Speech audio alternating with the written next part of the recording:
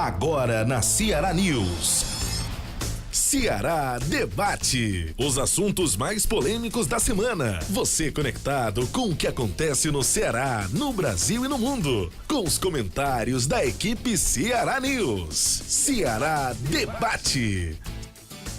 Olá, amigo ouvinte, está começando o Ceará Debate aqui na Rádio Ceará News. A partir de agora, você acompanhando o nosso debate semanal aqui na programação da Rádio Ceará News. Eu quero você comigo ao vivo, a partir desse momento, acompanhando o nosso programa no site, no cearanews.com.br. Agora nós estamos também ao vivo no nosso site, onde você acompanha o programa pelo site cearanews.com.br, pelo aplicativo da Rádio Ceará News, no seu celular Android, no seu iPhone. Você acompanha ao vivo no YouTube e também no Facebook, na fanpage da Rádio Ceará News. Hoje, quinta-feira, dia 16 de maio, estamos começando a 15ª edição do Ceará Debate aqui na programação da Rádio Ceará News, que traz semanalmente um tema interessante para você, amigo ouvinte, e inclusive tema sugerido. Foi sugerido na semana passada esse tema, o assunto do decreto do presidente Jair Bolsonaro, e nós estamos trazendo, a pedido de você, amigo ouvinte, um tema de interesse público para discussão aqui do nosso programa. Nessa semana,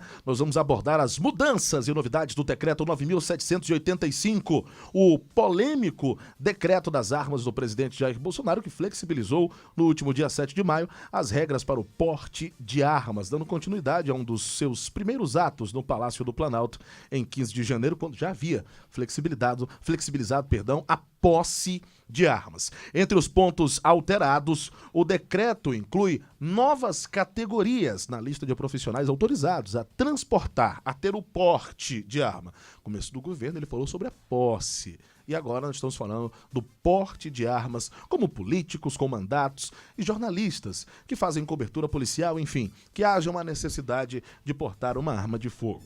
Agora, 20 categorias ficam autorizadas a transportar armas. A mesma norma também extinguiu a obrigação da autorização judicial para que adolescentes pratiquem tiro esportivo e retirou da lista de equipamentos restritos às forças de segurança armas letais como a .40 e a 9mm, né?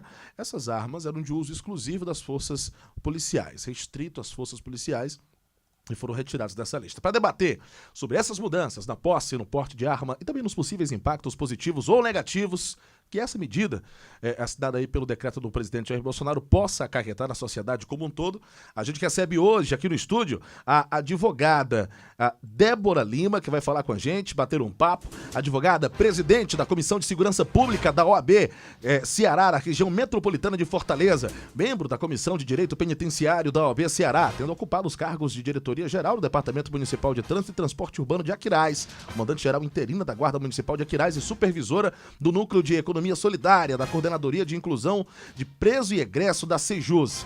Débora Lima, também escritora, que está lançando o livro. Eu vou mostrar a capa do livro dela, que inclusive vai ser lançado amanhã, não é isso? Ela já pode inclusive dar o seu boa tarde, falando direitinho dos detalhes do lançamento do seu livro, mais uma vez, sempre muito solícita e atendendo o nosso chamado. Débora Lima, obrigado pela presença aqui no nosso programa. Muito obrigada pela atenção e pela oportunidade, Eduardo. Sempre um prazer estar aqui, podendo acompanhar, né, esses fatos que têm tomado conta aí da nossa mídia. E estou vivendo um momento muito feliz que eu queria dividir com vocês e os ouvintes, que é justamente o lançamento do nosso livro Encarceramento em Massa, da evolução dos crimes e das penas, né? Esse é um livro que a gente vem tratando justamente o superencarceramento e aí a questão qualitativa das nossas prisões. E a gente vai fazer um histórico, né? E aí a gente faz todo um passeio pela história da humanidade, desde as primeiras civilizações, vindo até o momento Mauro Albuquerque aqui no estado do Ceará, que a gente tem que reconhecer que nos 3 primeiros meses a gente teve uma redução significativa dos homicídios e isso tendo reflexo também nos índices de violência nacionais. Bacana, então. Aqui do meu lado, Marcelo Medeiros, ele que é diretor-presidente aqui da Rádio Ceará News, radialista, jornalista, cientista político, e ele vai conversar com a gente também, dando a sua opinião. A opinião dele eu já sei, que a gente provocou esse assunto no começo da semana, ele já deu uma pontinha no Ceará Notícias, mas vai agora defender um pouco mais aí a sua visão sobre esse assunto. Boa tarde, Marcelo. Ok, uma boa tarde. parabéns aí pelo lançamento do livro. Prometo que eu vou lê-lo com calma. Ainda não tive a oportunidade. Primeiro que ele não foi lançado, né? Mas aí vamos ler com calma aí sobre... Primeira mão você recebeu autografado. E detalhe, viu? Amanhã na Academia Cearense de Letras, às 19h30, nós estamos com algumas autoridades já convidadas. Já deixo aqui ao vivo, convidando todo mundo a ir lá, digamos, prestigiar nesse lançamento, e o diretor aqui, que seria um prazer recebê-lo lá. Vou ver se vai dar tempo de dar um pulo lá. Se puder, eu vou sim. Mas apesar de ser totalmente contrário à ideia de massificação das prisões, né? Eu acredito que elas não existem, muito pelo contrário. Mas deixa eu apresentar uma boa tarde a você, ouvinte da Rádio Ceará News, Eduardo. Vamos começar, né? Débora Lima, muito... Desculpa aí, Débora. Não, mas acontece. Porque a às primeira vezes vez eu até que esqueço que está sendo transmitido pelo Facebook, e aí às vezes eu esqueço que a câmera está virada para mim. Então aí seja muito bem-vindo aqui. Vamos aí um debate aí sério aí sobre a questão do armamento pelo decreto do Bolsonaro, né? Pois bem. A pergunta que eu faço rapidamente... Não, mas peraí. Calma aí, como é que história é essa? O programa, tá vendo? Quem faz a pergunta é o apresentador. Sou eu. Vamos pra cá, daqui a pouco você faz uma pergunta. A gente começa com uma pergunta para os dois entrevistados, podendo iniciar respondendo. A doutora Débora Lima respondendo primeiro aqui, sendo sucedida pelo Marcelo Medeiros. Gente, em tempos de violência exagerada em todos os âmbitos, nas ruas, no trabalho e até mesmo dentro de casa, ampliar a posse e o porte de armas, doutora Débora Lima, na sua visão, é uma boa alternativa? Ou seja, a tendência a termos mais defesas que ataques? Boa tarde. Boa tarde. Esse é um tema, eu acho que cria até um embate, né? Porque muita gente tem interesse, sim, em portar uma arma. E ele é um instrumento de empoderamento. Então, a gente precisa ter muito cuidado quando se trata de armar a população. A gente tem que entender que a segurança pública é um dever do Estado, né? Uma responsabilidade de todos. É a responsabilidade do Estado e um dever de todos. Só que é o seguinte, como é que está sendo interpretado isso, é que está de forma equivocada. Nunca foi proibido alguém pleitear junto ao poder público a posse ou o porte de arma. Então, o que está acontecendo? Essa flexibilização, a gente tem que ter cuidado, porque, com certeza, vai impactar nos números, e aí eu estou falando de segurança pública. Então, tem que ter uma responsabilidade, sim, em controlar. Porque eu percebo que, neste decreto, se fala muito em liberar. Trata-se de um rol de profissionais que vão poder ter acesso, entendeu? A facilitação, inclusive...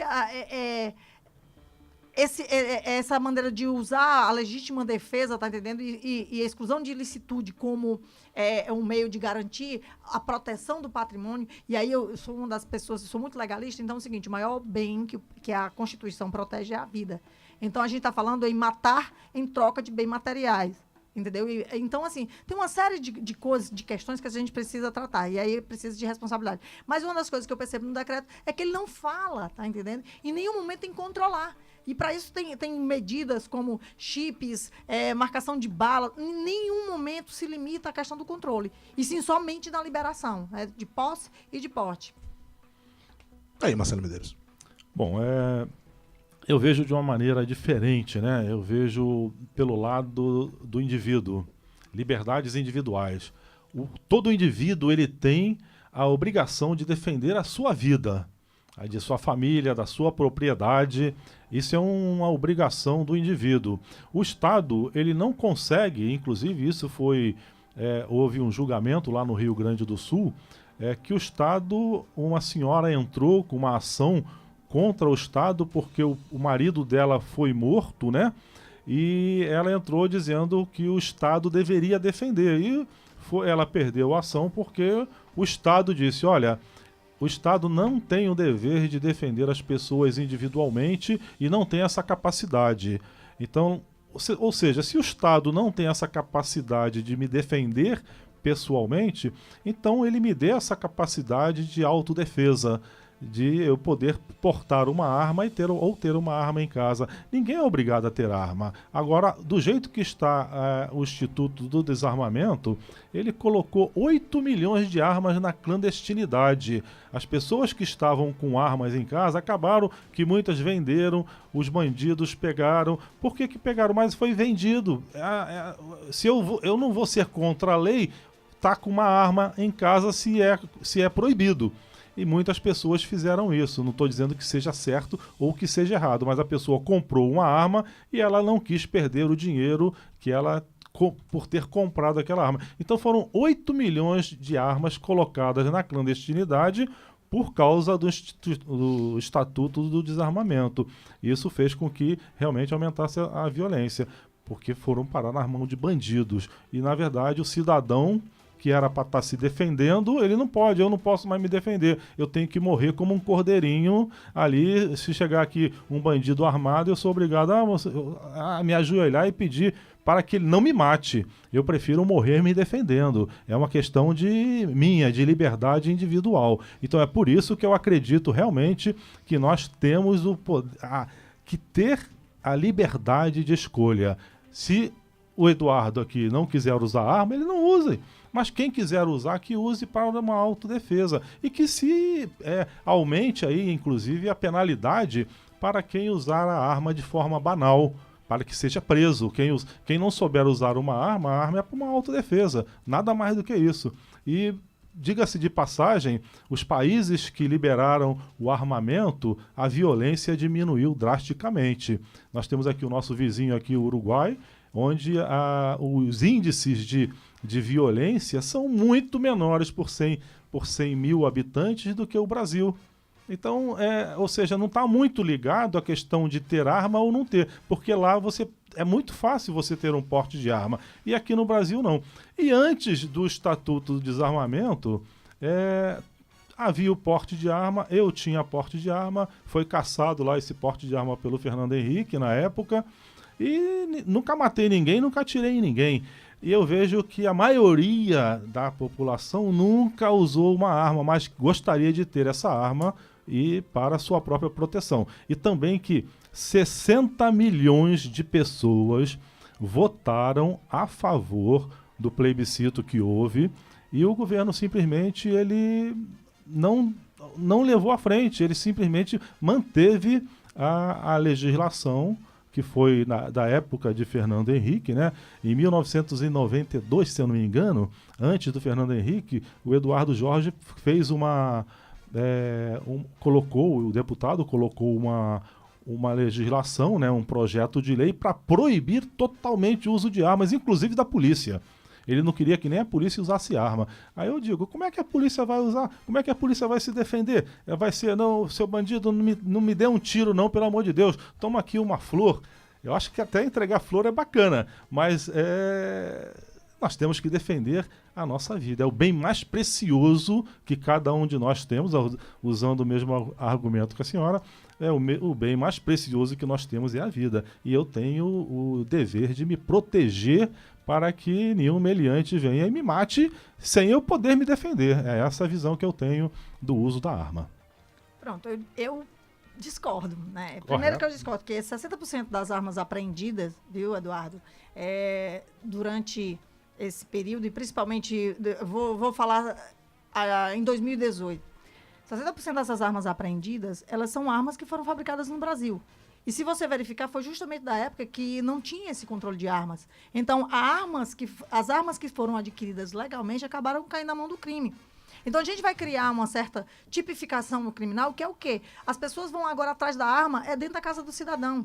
Como a gente tem, por exemplo, em algumas situações de vigilantes que estão sendo abordados, inclusive mortos ou vítimas de situações, justamente por quê? Porque o bandido quer o colete à prova de bala e arma. Isso aconteceu, sabe aonde? Em Aquiraz, aqui do lado. Entendeu? Para o pessoal que estava fazendo a vigilância do museu da cidade lá. Então, a gente tem N histórias que a gente pode mostrar que realmente essa facilitação ao acesso às armas... E aí eu vou falar de números, né? Já falando aqui que 60% dessas armas que foram apreendidas com o crime foram compradas licitamente e acabaram caindo na mão de criminosos. Hoje a gente vê, inclusive, .40 Entendeu? Quer dizer, são armas de uso restrito que foram furtadas ou em alguma situação caiu na mão, com certeza ilícita, caíram também nas mãos de bandidos. Então a gente também precisa averiguar isso. Uma outra fonte de informação. Eduardo, você acredita que a maioria dos policiais que morrem, eles acabam morrendo justamente em situação, quando eles estão de folga? Entendeu? Quando eles não estão a serviço. Por quê? Porque uma das coisas que determina a questão da legítima defesa e a questão do uso da arma é justamente o fator surpresa. E esse fator surpresa não está com o cidadão. Se o Estado tem a preocupação de capacitar esses homens que estão na rua, você imagina o cidadão, entendeu, que vai estar com uma arma. Nós vivemos num país onde as pessoas são intolerantes, a maioria das pessoas perdem a cabeça muito fácil. Então, a gente vai ter somado a isso que já existe, nós vamos ter um aumento. Você sabia, Eduardo, que o Brasil é o segundo país em número de suicídios? Aí todo mundo fala, mas a pessoa quando quer morrer... Não, porque quem estuda o suicídio, ele sabe que tem vários perfis de suicídio. Cada um busca um tipo de suicídio. Por quê? Porque ele tem um problema interno que acaba combinando. Tem a pessoa que tenta cortar os pulsos, tem a pessoa que toma medicação, tem a pessoa que coloca uma corda e se enforca, tem a pessoa que usa arma. E a maioria, geralmente, são as que têm acesso à arma. Um outro ponto que também a gente tem que entender é o seguinte, lá atrás, e aí a gente precisa entender que na evolução, né, das sociedades, a gente tinha um contrato social. Eu pago tributos e, em troca disso, eu quero segurança pública. E a partir do momento em que o Estado não faz isso, e aí fica bem claro que é o Estado brasileiro, entendeu? Que ele não faz isso, ele quer delegar. Então, assim, muitas vezes o Brasil, ele não tem a responsabilidade de fazer um estudo de impacto dessa legislação. Em nenhum momento, as pessoas que são vistas como contra o decreto, elas são contra o armamento. Não é isso. É porque eu acho que tem que ser feito com responsabilidade. Se fala numa facilitação, mas não se fala em controle. Entendeu? De responsabilidade. Eu mesmo, que sou uma pessoa que uso o aplicativo, eu peguei um motorista que disse, já estou com dinheiro para comprar 2 armas para mim, são 2 pistolas. E eu não tive nem reação. Porque esse é o perfil... Você acha que ele não pode se defender com as armas? Olha, eu costumo Tendo o devido treinamento, é claro. Eduardo, tem uma coisa muito interessante, porque todo mundo usa os índices de homicídios. Aí o Brasil, em 2017, teve aproximadamente 63 mil mortes e em 2018, 59 mil. Então, o que acontece? Quando você vai verificar, a maioria foram crimes, tá entendendo? Realizados Estado do Ceará, que teve, no ano que nós tivemos 5.134, quando você vai averiguar quantos latrocínios nós tivemos durante o ano, que é justamente esse que você está alegando, que a população tem que se armar. O resto tudo foi execução de pessoas que estão brigando por um território. Nós temos o crime hoje, ele não é o mesmo de 10 anos atrás. Então, a gente precisa entender que a gente tem que avaliar o impacto de uma decisão dessa. E outra coisa, está muito claro aí, o MPF já tomou a frente e já está apontando as ilegalidades. Por quê? Porque ele começa a legislar numa seara que não diz respeito, não pode ser tratada através de decreto. Nós temos uma lei, e a lei do armamento, ela não é inferior a um decreto. Então, tem muita coisa envolvida, muita coisa em jogo. Vamos ter um boom muito grande nos números de feminicídio. Eu brigar com você, e eu sempre digo o seguinte, é muito fácil a gente relatar, Eduardo, uma situação de briga em casa. Ou então, qual é a reação do cidadão? Ele perde a cabeça, ele tem aquele minuto que ele cega, se ele tiver arma, ele atira. Se ele não tiver, ele não vai atirar. Então, o que acontece? Depois que ele descarrega aquela arma, a primeira coisa que ele faz é se ajoelhar ou se evadir. Se ajoelhar, botar as mãos na cabeça e dizer o que foi que eu fiz. E aí a gente vê recentemente um idoso, eu acho que foi em São Paulo, eu não me lembro, foi isso, eu vi nos telejornais ontem, simplesmente porque ele foi para cima do vigilante ou segurança do banco e ele simplesmente atirou.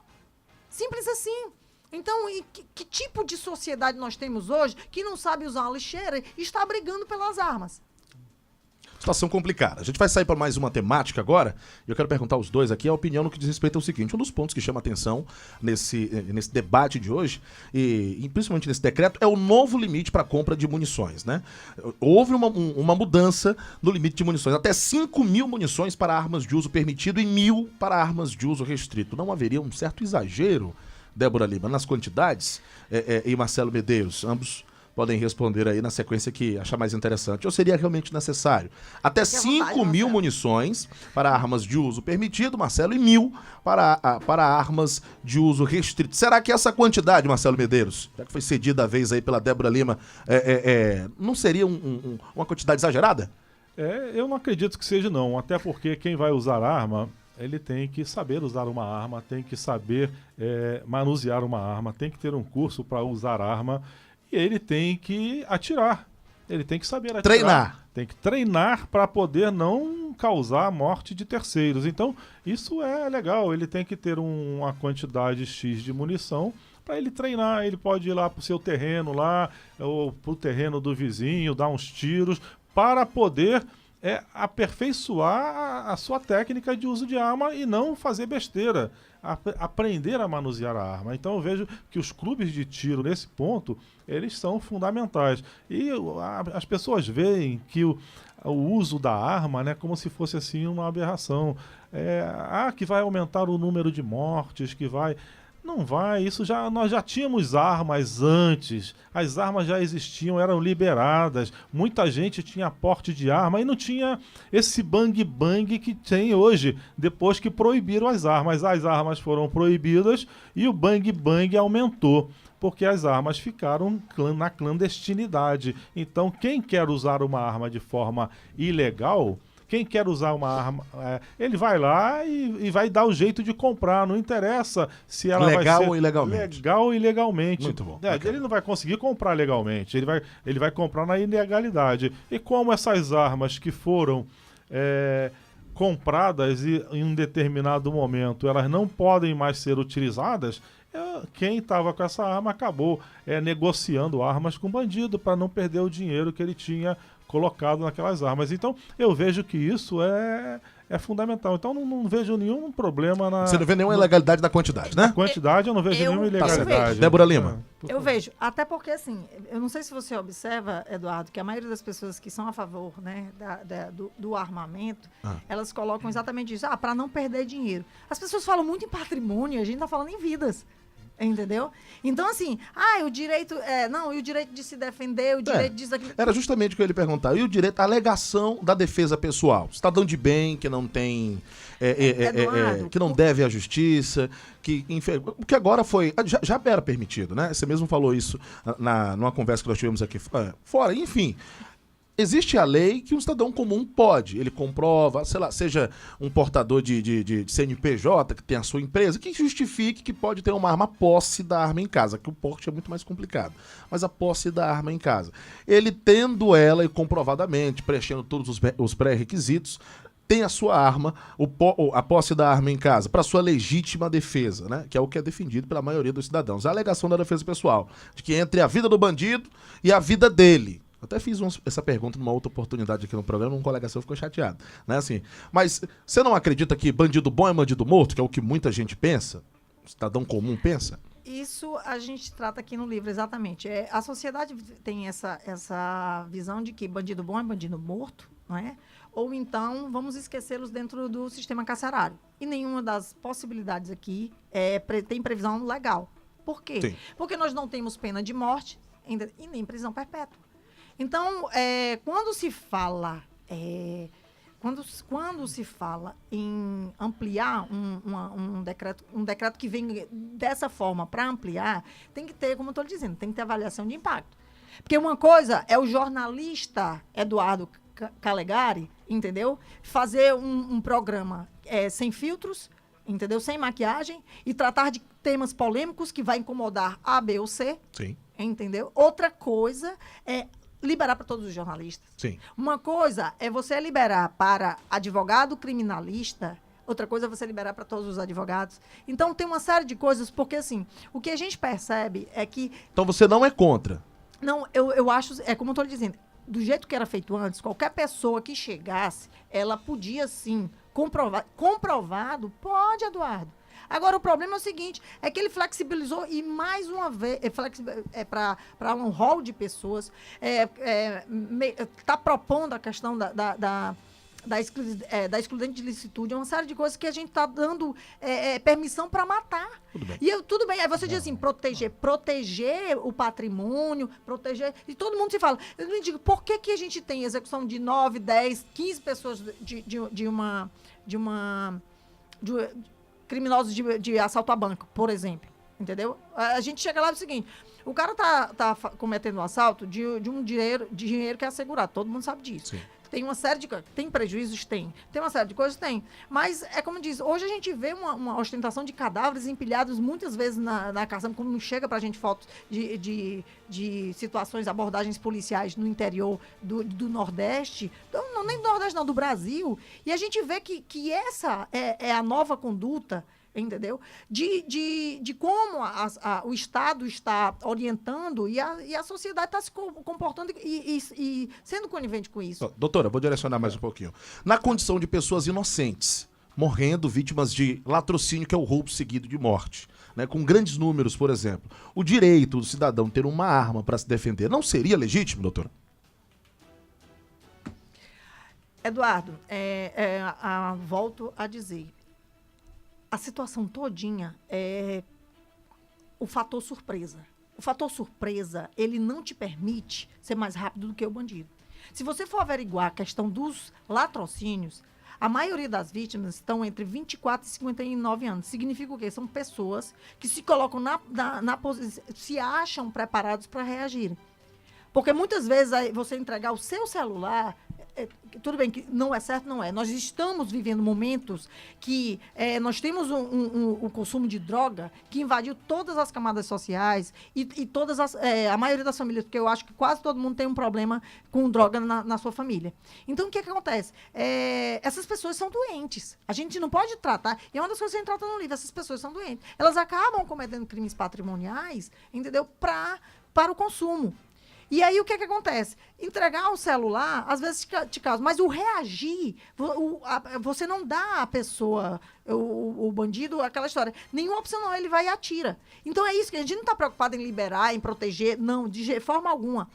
Quando você defende a lei, você é bem claro, o cara cometeu o crime, ele vai pagar dentro do que a lei estabelece. Agora, se o mais importante é a sua vida, se um celular, você pagaria 10, 15 celular pela vida de um filho, então por que você vai andar armado para proteger o seu bem material, que é um carro, uma coisa, que depois você pode recuperar através de seguro, uma série de coisas. Mas essa reação pode te tirar a vida. Esse armamento pode te tirar a vida de um filho. Porque eu conheço o caso do rapaz que estava na frente de casa, entrando na garagem, lá na cidade dos funcionários, ele simplesmente foi destravar o cinto de segurança e o fator surpresa que estava com o bandido, ele acabou atirando na cabeça. Entendeu? E o que acontece?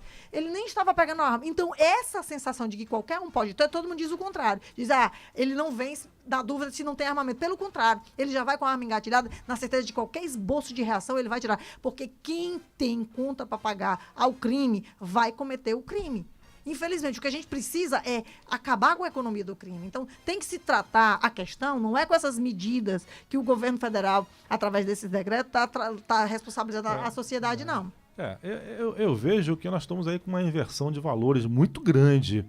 Ou seja, eu sou obrigado a não me defender porque o governo, o Estado, ele não consegue aí, né? A inversão de valores é quando o Estado tem que lhe proteger e você é quem vai fazer a sua defesa. Não, muito pelo contrário, porque o Estado ele já diz isso, ele já diz que ele não tem condições de defender a todos, mas ele tem que nos defender contra o crime organizado, ele tem que fazer o trabalho dele. E eu vejo, o que eu quero demonstrar aqui, que desde do Estatuto do Desarmamento até hoje, os índices de violência no país só cresceram. Eles só cresceram, não param. O índice de homicídios, ele só cresce no país. Então, o desarmamento, ele não teve nenhuma influência nisso. Ele simplesmente, nós passamos de 28 mil mortes para 62 mil mortes desde esse período. Então, ou seja, alguma coisa está errada na sociedade, ou seja, a legislação mudou. Aí nós vamos falar de audiências de custódia. As audiências de custódias, elas foram feitas, para apenas saber se houve algum ilícito na prisão. para chegar lá, e ele virou uma política de você não mandar as pessoas para a prisão porque não tem vaga. Então virou uma política de Estado. Virou uma política de Estado, o juiz chega lá, meu filho, você tem certeza de que você não foi torturado? É a pergunta que o juiz faz para um preso. Então, ou seja, há a tendência de ele não quer colocar a pessoa presa. As cadeias são ruins? São. Os investimentos são poucos? São. Mas eu não posso... A senhora fala em encarceramento aí de massa, né? Que tem muita gente presa. Mas nós temos 560 mil mandados de prisão sem serem executados porque não tem vaga para colocar esse pessoal. Então, dos crimes que são cometidos no país de homicídio, apenas 8% eles são resolvidos. Não quer dizer que aquela pessoa desses 8% que ela foi identificada. Ela foi identificada, mas não quer dizer que ela vai ser presa. Aí tem todo um processo, ele vai para o processo, demora, aí tem embargos, tem um monte de coisas que o advogado usa, né, para manter o seu paciente, no caso aí, né, o cliente aí, né, solto.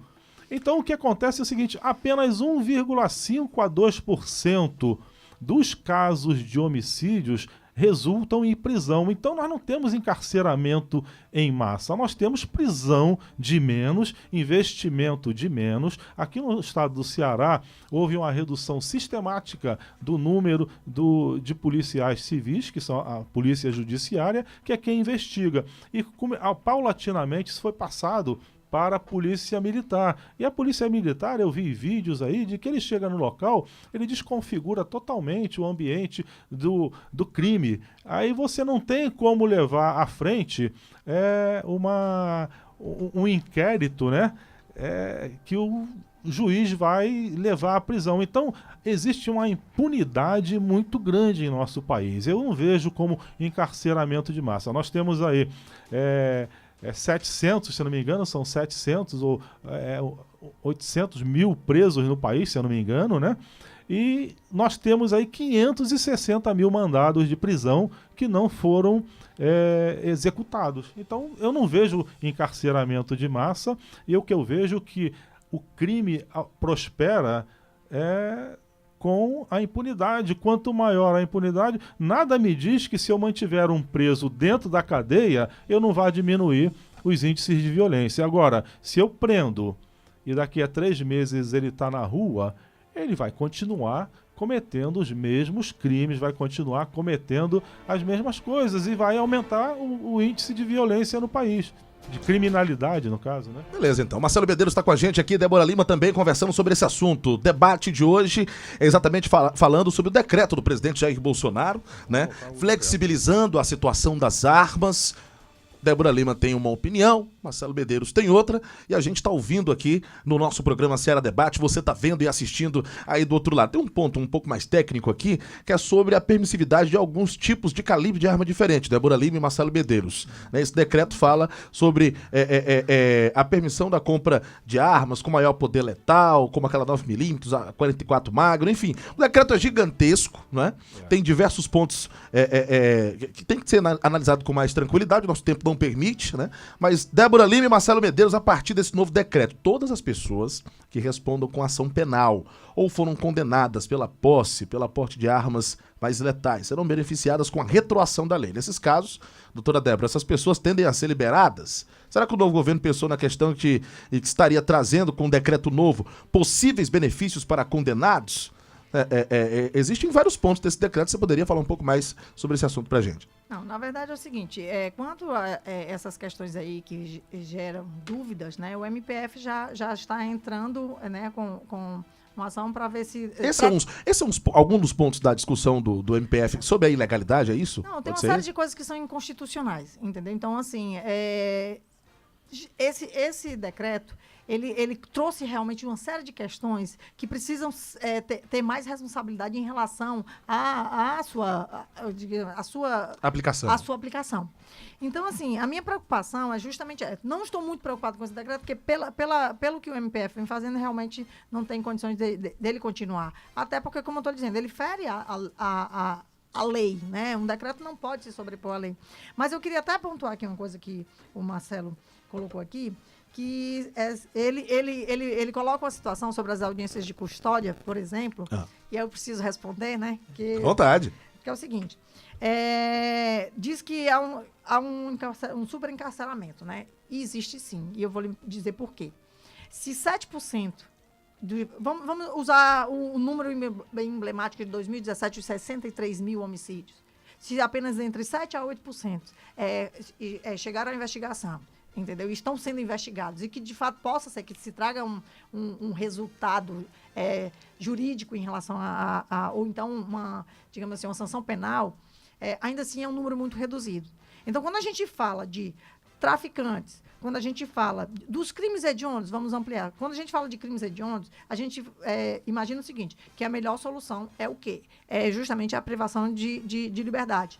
E essas pessoas estão fora. Quer dizer, 92% de pessoas não vão cumprir por esses homicídios que cometeram. Entendeu? Então, essas pessoas eram para estar no cárcere. Hoje nós temos uma coisa que a gente tem que entender o seguinte. Muitas vezes o que antecede ao crime patrimonial é justamente uma doença chamada dependência química. Entendeu? Então, quando a gente fala que há um superencarceramento, quando o cara é dependente químico e chega o traficante e diz, você deve, entendeu? E você vai ter que pagar. E a família dele não tem condições, ele vai entrar no crime para ele aquela história. O estado de necessidade dele continuar vivo. Então, essas pessoas, quando são pegas, elas vão para o cárcere. E lá elas são arregimentadas, sim, pelo crime organizado. Então, quando a gente fala que há um superencarceramento, um menino de 19 anos, que ele foi pegue assaltando um carro para usá-lo como instrumento de outros crimes, que no caso, geralmente, o roubo de carros ele é associado a crime meio, né? Porque ele vai usar o carro para praticar outros crimes. Então, o que é que acontece? Quando esse rapaz chega lá, que você averigua que ele tem baixa escolaridade, que ele tem uma série de questões, que aí vem a responsabilidade, porque eu faço a seguinte pergunta para os dois. Se nós não temos pena de morte, se nós não temos prisão perpétua, e a gente diz que bandido bom é bandido morto, e que eles precisam ser esquecidos no sistema, isso não existe. Então, a pergunta é, quem é que a gente quer aqui fora? Alguém mais violento? Ou a gente quer alguém, tá entendendo? Que foi trabalhado pelo Estado e pelo menos deu a chance. Porque eu acho o seguinte, quando você tem a chance de escolher ser profissionalizado, quando o Mauro Albuquerque agora fechou um convênio com o SESI e o Senai para 4 mil oportunidades, porque essas pessoas que têm baixa escolaridade não tem nem como ingressar num curso desse. Porque tem que ter, no mínimo, dependendo do que é o ensino fundamental. Hoje, até para você fazer um curso profissionalizante, você tem que ter o ensino fundamental. E muitas vezes esse pessoal nem chegou a concluir o ensino fundamental. Então, tem uma série de questões que eu digo o seguinte, quando se discute violência, quando se discute reinserção social de preso, é porque faltou política pública de base, sim. Então, a gente tem que ter muito cuidado com as responsabilidades, inclusive que esses decretos vêm. Porque, Marcelo, a gente tem que entender o seguinte, a maioria dessas medidas são promessas de campanha, tá entendendo? E são projetos de governo. O que a gente precisa entender é que segurança pública tem que ser um projeto de Estado, que tem que dar continuidade àquilo que está dando certo, que a gente tem que ouvir especialistas, nós temos que envolver a sociedade em relação a isso. Os países que enfrentaram e reduziram seus índices de morte, teve apoio e teve, sim, a participação da sociedade. São eles que estão lá na ponta. Agora, quem está fazendo política pública, será que está ouvindo o que está acontecendo nas comunidades? Olha só, existe uma contradição nisso, porque... eu faço uma pergunta. Será que o judiciário ele não faz a meia-culpa, não? Do que está acontecendo com o país? Ele também tem sua responsabilidade. Não, ele tem a grande responsabilidade do que está acontecendo. Todos têm a responsabilidade. Todos. Todos nós temos, mas acontece o seguinte, eu não posso acreditar que a solução seja deixar quem está cometendo crime solto. Porque isso acontece o seguinte... A quantidade de crimes vai aumentar. Mas você não tem prisão perpétua. Não, tudo bem, eu não estou falando em prisão perpétua, eu não estou falando em pena de morte, eu sou contra a pena de morte e eu sou contra a prisão perpétua. Mas eu sou a favor de que a justiça mantenha o preso, que ele fique lá preso pelo tempo da pena dele. E ele, sim, tenha que ter uma ressocialização com educação. Aí, no caso, aí eu vi agora o Moro aí fazendo alguns convênios com empresas aí para que elas recebam os presos para... Isso é socialização. Agora, o que eu não posso mas assim, concordar é que você simplesmente solte o preso porque não tem vaga nas penitenciárias. Mas, gente, olha, a exemplo de que você... Porque todo mundo pensa que é assim. Que é um exemplo. Quantas vezes a gente não recebeu um WhatsApp dizendo que todo preso recebe um benefício do governo sem receber? Não, isso está errado. Isso é pessoas que desconhecem a legislação. Eu tô dizendo, mas no mesmo a audiência de custódia, ela não está ali para liberar preso, não. Não é você tenho aí como falar, porque eu assisti uma palestra de 2 promotores públicos, né, que falaram sobre esse assunto. Agora pergunte aos advogados que tentam realmente tirar seus clientes na audiência de custódia e não conseguem. Porque nós também temos certos problemas, porque assim, muitas vezes você tem uma contra... porque assim, depende muito do juiz, da vara, de uma série de coisas, porque cada juiz tem um entendimento daquela situação. Então, legislação é interpretação. Entendeu? E juiz trabalha com materialidade, com provas. Então, isso aí depende muito. Colocar que a maioria das pessoas que são presas saem na audiência de custódia, aí como disse, muitas vezes o cara é preso em flagrante com o celular, ele chega lá, entendeu? Aí diz, quanto tempo é? 66% dos nossos presos, entendeu? São presos provisórios. Estão lá, muitas vezes, aquela história, se o cara é provisório, não tem garantia nem de que ele vai ser condenado. Não, existe aí uma controvérsia nesses números, porque, na verdade, eles foram condenados, alguns foram condenados em primeira instância e estão recorrendo. Então, eles entram na estatística de Deixa eu lhe dizer. E os outros que... Isso é uma minoria. Eu lhe digo isso porque... Olha, eu peguei números aqui sobre isso. 70% das pessoas aqui ou são atendidos pela Defensoria Pública, entendeu? Ou não tem... pelo menos se você pegar o censo penitenciário, isso está bem claro em números. Tem gente, 25% disseram, aproximadamente, que eu não tenho esse número exato aqui em mente, disseram que não tinha nem defesa. E outros disseram que era pela Defensoria Pública. Quer dizer, entre 60% e 70% dessas pessoas são atendidas por Defensoria Pública. Então, nem sempre há recurso de outras instâncias, não. Entendeu? Então, assim, não, isso é para quem tem dinheiro, que tem que pagar advogado para estar realmente pleiteando isso. O número que eu tenho, de que eu assisti uma palestra exatamente sobre isso, sobre as audiências de custódia, né? Até pelo doutor Yuri Rocha, né? E pelo promotor também de Justiça Estadual, Oscar Fioravante, né? E eles botaram números, né? Eu até gravei esses números, que na verdade 40% dos que estão ali dizendo que são que estão presos, né, inadequadamente, que já deveriam estar soltos, não são. Na verdade, eles simplesmente recorrem e ficam recorrendo em primeira instância, ficam recorrendo em segunda instância, aí são considerados nessa estatística de que são presos que deveriam estar soltos. Eles não são presos que deveriam estar soltos, eles estão apenas aguardando os recursos, mas já foram condenados. Agora, pega esse percentual e joga no número de encarcerados, aí você vai ver que ele realmente é um pequeno percentual. Nós temos 29 mil presos aqui no estado do Ceará. 24 mil a última vez que eu vi. Então soltaram 5 mil aí. Não, peraí. Olha, nosso tempo tá ficando curto. É porque as pessoas temos presos em regime fechado, semi-aberto e aberto. As pessoas, quando vão falar de assistência, somam tudo. Só que é o seguinte, o aberto tá fora. Ele apenas vai lá e se apresenta. Então, todo mundo, quando vai falar de números, para deixar a quantia bem robusta, aí soma com os abertos. Eu gostaria de só fazer uma pergunta. Por exemplo, nós temos visto aí vários presos aí que são colocados aí com aquelas tornozeleiras, né? E eles estão assaltando com as tornozeleiras e tudo. Então, ou seja, esse preso ele não perderia esse direito de estar em liberdade com... Não perderia, não, ele perde. E voltar para o sistema. Né? Se for preso. Mas aí eu estou vendo que a liberdade do preso, ela está com 2/5 da pena. E muitas vezes não, antes 2/5 crime hediondo. disso. E 1/6... Entendeu? Sem ser hediondo. mas muita gente está sendo solta por causa de vagas. Não temos vagas. Não é. Isso é uma política de Estado errônea. Então, eu acredito o seguinte, nós estamos com uma sociedade que ela está doente, a sociedade. Nossa sociedade está doente. Durante um bom período... Sabe qual é o grande problema, Marcelo, hoje da sociedade? É porque eu sempre digo assim, é mais fácil bater. Construir, propor, é muito difícil. Com certeza. Então, na hora que você começa a fazer alguma coisa que realmente possa melhorar, ou elas param de criticar, ou elas vão botar defeito também no que está sendo feito.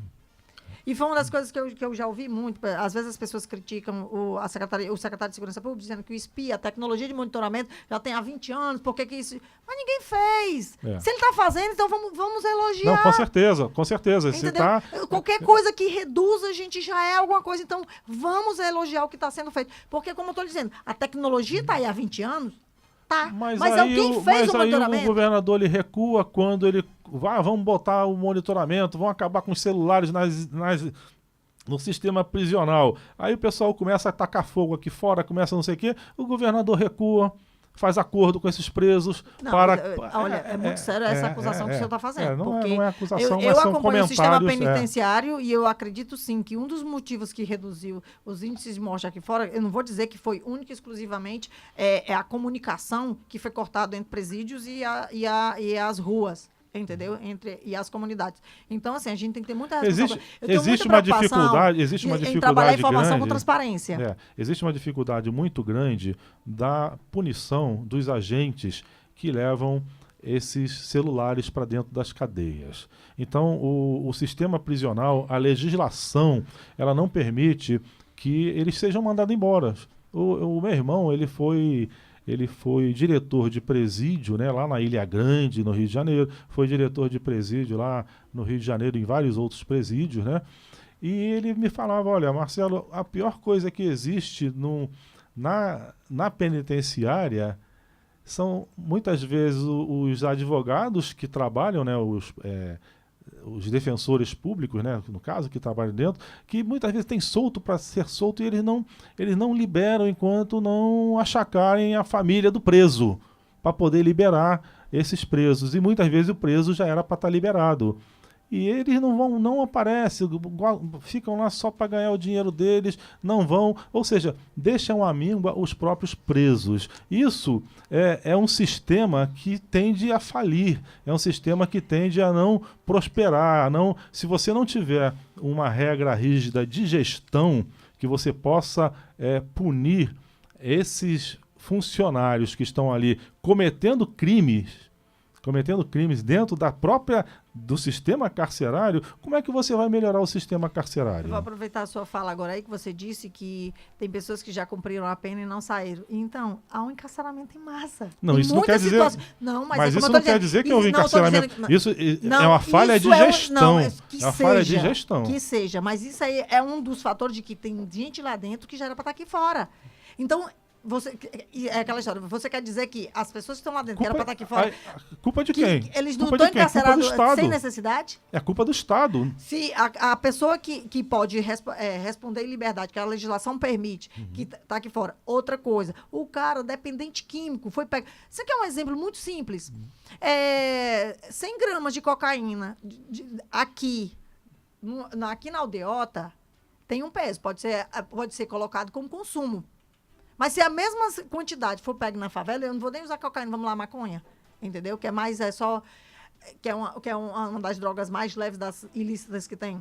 Então, a partir do momento, 100 gramas lá na favela, o cara é traficante.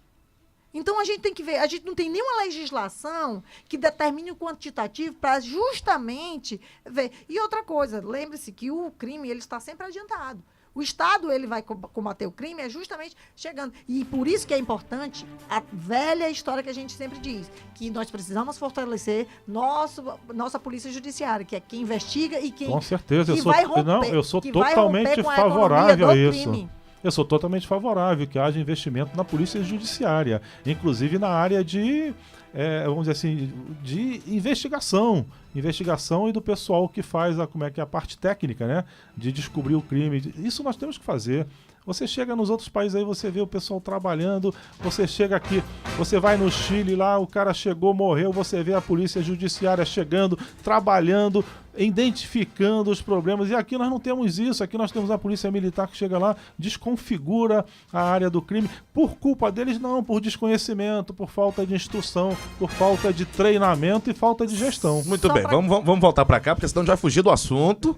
O assunto é desarmamento, aí é tema para um outro programa. Pergunta direcionada aqui aos nossos dois entrevistados. A sociedade em comum. Sei que já falamos por diversos pontos, essa é a opinião dos dois, mas o ouvinte está acompanhando o nosso programa. Está preparada, gente? Estamos chegando no finalzinho do nosso debate, né? Está preparada para ter a posse e o porte de arma de forma liberada, de forma mais branda? Débora Lima, a palavra está com você. Eu acho que não. Nós vivemos numa sociedade que não sabe usar lixeira. Entendeu? Olha, então... Marcelo Medeiros, vamos lá. Desculpa, Débora Lima. Não, deixa eu terminar, desculpa. Não, olha, é como eu estou dizendo. Se a lei permite, não tem porquê. Agora, nós vivemos num país que não tem a cultura da fiscalização, de controle. Todo mundo sabe que do mesmo jeito que bandido bom é bandido morto, que é a frase máxima, pois nós temos o seguinte, é o país do jeitinho. Entendeu? Então, assim, eu acho uma quantidade muito excessiva. Eu acho que esse controle não era pela pessoa, era para os estandes de tiro. Como o senhor colocou aqui, não tem condições de treinar no quintal do vizinho. Isso não tem a menor possibilidade. A nossa academia aqui, ela está interditada justamente por isso. Porque uma bala pode resvalar e pegar um cidadão. Entendeu? Então, a gente tem que ter muito cuidado. Como diz, arma é uma coisa muito séria. E tem muita gente que está disposta a qualquer coisa, porque arma é empoderamento. Se as pessoas são arrogantes, prepotentes, sem arma, com arma elas matam. Entendeu? E mesmo que ela se arrependa, não vai devolver a vida de quem matou. A gente está preocupado não é com esses índices de homicídio que tem por aí, por guerra do tráfico, não. A gente está preocupado com essa arma dentro de casa. Você fala com relação ao feminicídio, brigas de trânsito, briga de vizinho. Com álcool, briga de amigo, uma série de coisas. Assim, hoje as pessoas têm raiva aqui, dão uma volta no quarteirão, passam em casa, pegam a arma e vão descarregar essa arma. Bacana, ok. Tá certo então, Marcelo Medeiros. Eu acredito que isso realmente venha a acontecer por causa da impunidade. Se você se nós tivermos uma lei e um sistema judiciário, um sistema carcerário que funcione, isso não vai acontecer. Então nós temos que melhorar, resolver o problema do sistema carcerário. Temos que resolver o sistema do judiciário. Mas isso não faz com que eu deixe de utilizar uma arma para me defender hoje. Eu preciso de uma arma para me defender hoje. Porque eu posso ser morto amanhã. Eu posso estar morto amanhã por um bandido. A sua opinião, então, Marcelo, é que regulamenta-se, facilita-se o corpo de forma legal o cidadão comprar a arma e endurece as leis para quem vacilar nisso aí. As pessoas estão entendendo errado, Eduardo.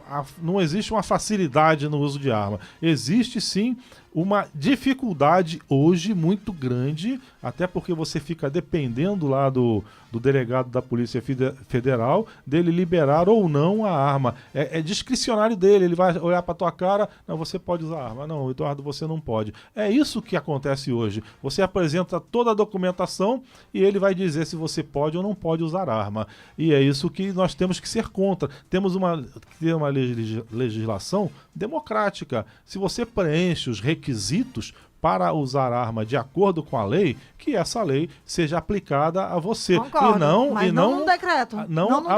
Não a parte discricionária. Não, mas o decreto, vamos lá. O decreto faz parte do nosso sistema, sistema legislativo. Mas ele está indo além. Mas aí no caso, como é que é o Ministério Público Federal. Não, o Ministério Público Federal. O decreto ele tem que ser aprovado lá pela Câmara dos Deputados. E se ele for aprovado, ele está aprovado. O decreto ele vai não precisa, não. O decreto Ele coloca, mas os deputados eles podem contestar. Não, isso é medida provisória. No caso do decreto, não. Ele coloca e aí automaticamente se aplica. Se aplica naquele momento, mas ele pode ser derrubado. O decreto pode ser derrubado. Aí é por isso que o Ministério Público Federal já está entrando. Se ele tiver contra a lei... Porque a legislação existe. E ele está mas a legislação é muito complicada. É tudo interpretação, como a mesma senhora mesmo disse. É a interpretação do juiz, né? Então, mas aí tem a questão da violação, inclusive aquela história. O decreto, ele tem limitações. Ele não pode ferir a lei. O decreto geralmente regulamenta a lei. Mas quem fez o decreto acredita que ele esteja legal. O problema é que quem fez o decreto, tá entendendo? Prometeu na campanha. Então, o que acontece? Eu sei que nós não teremos mais tempo. Eu sei que nós não teremos tempo. Eu faço uma pergunta, né? Que é até pergunta política no caso, né? Se esse decreto tivesse sido assinado pelo Lula, será que nós teríamos essa militância na rua, discutindo, ou estaria todo mundo, viva o Lula, porque ele é um homem de bem, ele quer que a população se defenda? É essa questão que hoje, é isso que eu digo, a nossa sociedade, ela hoje está doente nesse sentido, de que as pessoas vão muito pela a sua... Politizam as decisões. Politizam as decisões e esquecem que decisões importantes são tomadas por governos de esquerda, por governos de direita, por qualquer que seja o governo. Então, nós temos que apoiar ideias que sejam boas. Eu acredito que essa ideia do armamento é boa. Para mim, eu acredito que sim. E muita gente acredita que não. Mas eu digo o seguinte, que no final de tudo, 60 milhões de pessoas, 59,800 e alguma coisa, 60 milhões de pessoas aprovaram num plebiscito que as armas deveriam ser comercializadas e elas hoje não são. Colocaram um monte de dificuldades, aí você está... o seguinte, olha, a população, me desculpe, mas a população não sabe pensar. Eles votaram errado. Foi o que o governo fez. Ele disse o seguinte, a população não sabe votar, ela escolheu o uso de armas e eu, como governo, digo que a minha população, essa minha população, ela não está preparada para usar arma, mas a população escolheu. E é isso que eu vejo. Eu vejo então como um desrespeito à população. Eu vou brigar com o Marcelo nos bastidores quando nos bastidores continua. Muito bem, tem que encerrar o programa, que tem que seguir o barco aqui. Bom, gente, olha, programa de hoje, eu gosto assim. Debate é pra ser dessa forma, a gente traz os assuntos que você, ouvinte do outro lado, aí solicita, a nossa produção produz e a gente coloca no ar. Nós recebemos aqui no estúdio a advogada, presidente da Comissão de Segurança Pública da OAB da região metropolitana de Fortaleza, Débora Lima. Todas as vezes que a gente solicita aqui a presença dela, ela vem, não foge do debate não. Então se você não aguenta o tranco, também não vem não, viu meu amigo? Você tá do outro lado aí que recebe nosso convite, mas que não sei o quê. O negócio aqui é esse, a gente traz os convidados, a gente trata de todos os tipos de assunto e o debate sempre, inclusive, sendo sugerido para você, amigo ouvinte, pelo 859-81130301. Do outro lado, nós tivemos aqui o nosso Marcelo Medeiros, que é cientista político, estudioso e também é diretor-presidente aqui da Rádio Ceará News, do qual eu agradeço. Muito obrigado, Marcelo Medeiros, pela presença aqui no Ceará Debate. Muito obrigado a todos os ouvintes aqui da Rádio Ceará News aí. Agradecemos a presença aí da Débora aí, muito obrigado mesmo. O debate se faz dessa maneira, opiniões diferentes, mas sempre dentro do maior respeito possível. É isso que eu sempre defendo aqui. As pessoas têm direito de externar suas opiniões, por mais diferentes que elas sejam. E não apenas depois o pessoal ficar dizendo, é fascista, é isso, é aquilo. Não, tem que discutir ideias, discutir valores, discutir aquilo que cada um acredita. E é isso que nós estamos fazendo aqui na Ceará News. Muito obrigado aí a vocês, muito obrigado ao ouvinte da Ceará News. Bacana então. Obrigado, Débora Lima. Suas considerações finais. Faça mais uma vez o convite para o lançamento do seu livro, enfim, aqui do nosso programa. Fica à vontade. Bem, Eduardo, eu queria agradecer a oportunidade. Mais uma vez eu reforço aqui que o seu programa ele vem com uma nova roupagem, que é justamente trazer a verdade e trazer as opiniões divergentes, justamente para que cada um construa o seu senso crítico e possa realmente entender o que é que acontece hoje em relação às decisões políticas e sociais que afetam o nosso dia a dia. Mais uma vez, eu queria reforçar aqui que amanhã, às 19h30, nós estaremos na Academia Cearense de Letras, recebendo aí algumas autoridades da área de segurança, amigos, parentes, admiradores, agentes de segurança, para a gente estar lançando esse livro aí, que ele vem justamente, não levanta bandeira política, ele trata com responsabilidade o assunto, trazendo grandes momentos históricos e justamente com a opinião de várias personalidades que durante o curso da história. Então, meu obrigado e meu abraço a todos os ouvintes e telespectadores. Obrigado, Débora Lima, pela participação aqui no programa. Bom, Marcelo? Não, colocar aí na nossa página aí, né? Quem quiser comprar o livro e tal, pode entrar em contato que a gente passa após o lançamento, vamos fazer uma publicação aqui. Bacana, tá liberado. Tá vendo aí? Eu agradeço, viu, Que Marcelo? bacana. Muito obrigado, então, você, amigo ouvinte, pela participação aqui na Rádio Ceará News, você que tá com a gente e também pode pode sugerir a pauta do nosso próximo programa. Você sabe, toda quinta-feira nós temos 2 encontros, um às 11 horas da manhã e o outro às 2 horas da tarde, com o Ceará Debate aqui na Rádio Ceará News. Lembra você que você fica com a gente aí, porque agora vai começar já, dentro de 5 minutinhos, começa o Colabora Nova com Marcelo Rocha, aqui na Rádio Ceará News. A partir das 16 tem o Prosa Cultural com Wilma Farias e às 19 horas, transmissão esportiva aqui na Rádio Ceará News, ao vivo, a transmissão para você que vai acompanhar as emoções de Fortaleza e Atlético às 19 horas, aqui na Rádio Ceará News, narração do Caio César, comentários e esporte do Eduardo Calega. Eu não sou especialista em futebol não, mas eu tô aqui todo dia de futebol, tá bom? Forte abraço pra você, gente, juízo, e até amanhã, que eu volto às 11 horas da manhã, daqui a pouquinho de volta a partir das 19 horas.